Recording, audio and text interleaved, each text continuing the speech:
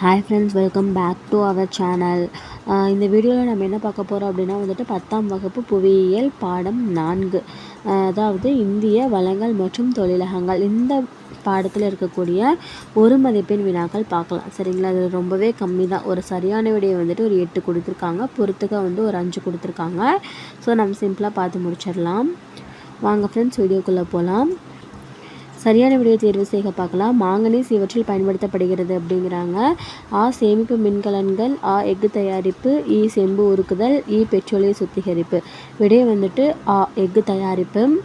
அடுத்தது 2வது, ஆந்த்ரசைட் நிலக்கரி டேஸ் கார்பன் அளவை கொண்டுள்ளது அப்படிங்கிறாங்க. ஆப்ஷன் பாருங்கள். ஆ 80% to 95%, 70%க்கு மேல், 60% to 70%, 50%க்கும் குறைவு. விடை வந்துட்டு ஆ 80% to 95%. அடுத்தது, பெட்ரோலியத்தில் உள்ள முக்கிய கனிமங்கள் ஹைட்ரஜன் மற்றும் டேஸ் அப்படின்னு கொடுத்துருக்காங்க. ஆப்ஷன் பாருங்கள். ஆ ஆக்சிஜன், ஆ நீர், இ கார்பன், இ நைட்ரஜன். விடை வந்துட்டு இ கார்பன். அடுத்தது, தென்னிந்தியாவின் மான்செஸ்டர் என்று அழைக்கப்படும் நகரம்.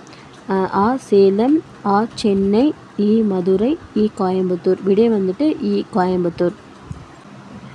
இந்தியாவில் முதல் அணுமின் நிலையம் நிறுவப்பட்ட மாநிலம். ஆ குஜராத், ஆ ராஜஸ்தான், இ மகாராஷ்டிரம், இ தமிழ்நாடு.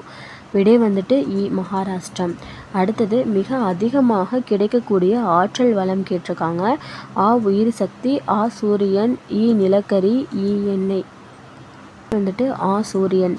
அடுத்தது, புகழ்பெற்ற சிந்திரி உர தொழிலகம் அமைந்துள்ள மாநிலம் என்னன்னு கேட்டிருக்காங்க. ஆ ஜார்க்கண்ட், ஆ பீகார், இ ராஜஸ்தான், இ அசாம். விடை வந்துட்டு ஆ ஜார்க்கண்ட். அடுத்தது, சோட்டா நாகபுரி பீடபூமி பகுதியின் பொருளாதார வளர்ச்சிக்கு கருவாக இருப்பது என்னன்னு கேட்குறாங்க.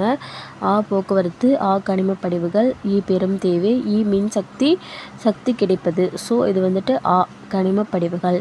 அடுத்தது வந்து பொறுத்துக்க பார்க்கலாம். பாக்சைட் வந்துட்டு வானூர்தி, ஜிப்சம் சிமெண்ட், கருப்பு தங்கம் வந்துட்டு நிலக்கரி, இரும்பு தாது மேக்னடைட், மைக்கா மின்சாதன பொருட்கள். இந்த வீடியோ அவ்வளோதான் ஃப்ரெண்ட்ஸ். கண்டிப்பாக உங்களுக்கு இந்த வீடியோ ரொம்ப யூஸ்ஃபுல்லாக இருக்கும்னு நினைக்கிறேன். உங்களுக்கு இந்த வீடியோ பிடிச்சிருந்துச்சு அப்படின்னா நம்மளுடைய சேனலை சப்ஸ்கிரைப் பண்ணுங்கள். ரொம்ப பிடிச்சிருந்துச்சு அப்படின்னா உங்கள் ஃப்ரெண்ட்ஸ் அண்ட் ஃபேமிலிக்கும் ஷேர் பண்ணுங்கள். Thanks friends. தேங்க்ஸ் ஃபார் வாட்சிங்.